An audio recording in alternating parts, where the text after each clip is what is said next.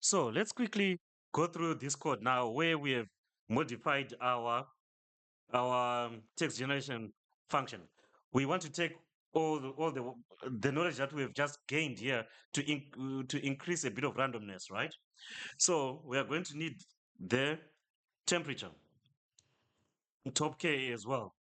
So this just loops. It loops as before. It gets the logits and loops through the logits. So the logits come here. Model gets the logit. Gets gives us logits.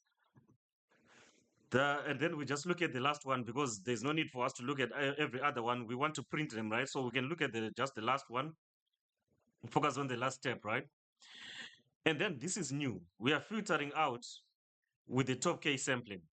So if top K is not none, we are going to keep only top K values. Using our top K from torch on those logits, that's essentially what we saw. And then we look at the minimum value, which is just the last value in our what?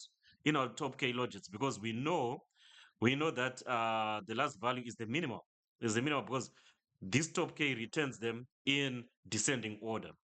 So we'll then say the logits are going to be wherever there are logits that are less than our minimum value, replace them with minus infinity, um, or just keep them. So here we're just keeping them, and then or just return logits or return that logit. So this has now created that array that list that is some numbers that are in our top K, and everywhere else it's minus infinity. Then we apply our temperature scaling. So if our temperature is greater than 0, we'll then scale those logits by the temperature. So some of them are not going to really be scaled because they're minus infinity. They do not affect anything no matter what our temperature is going to be. But the ones that are remaining, they will be affected by the temperature. And then we apply softmax to those. If our temperature is greater than 0 anyway, we apply temperature to those. Perfect. That's just that. And then we apply softmax and we sample. We use multinormal to sample from them. So we do a probability sampling here, like we discussed. We use multinormal so that it gives us the ID next. Otherwise, if this is not the case, otherwise we are just going to use argmax. That's what we are going to use. We're going to use argmax there. If we do not want to do any um, any temperature scaling.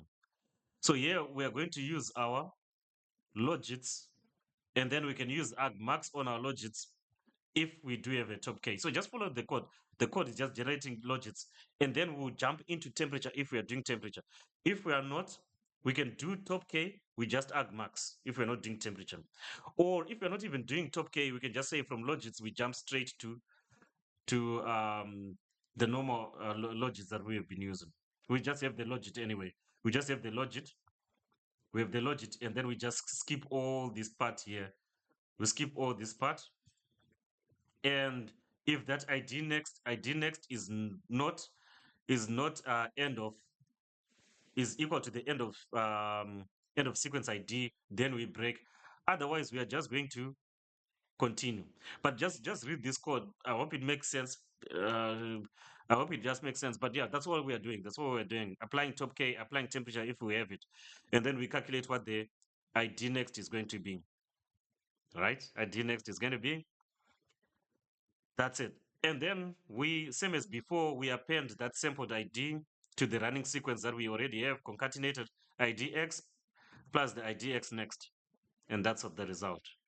So now use this generate function here that we have. It's not generate simple anymore. We're now just calling it generate. So that generate, we're going to apply our model. And this is our starting token. We're going to tokenize this every word moves you using that tokenizer.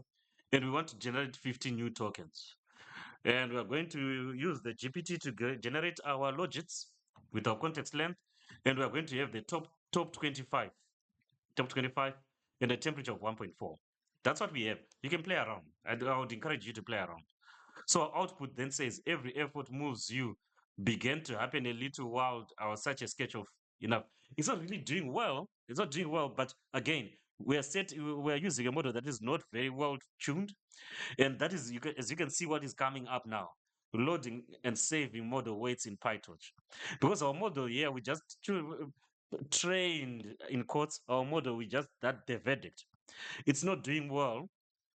It's not doing well.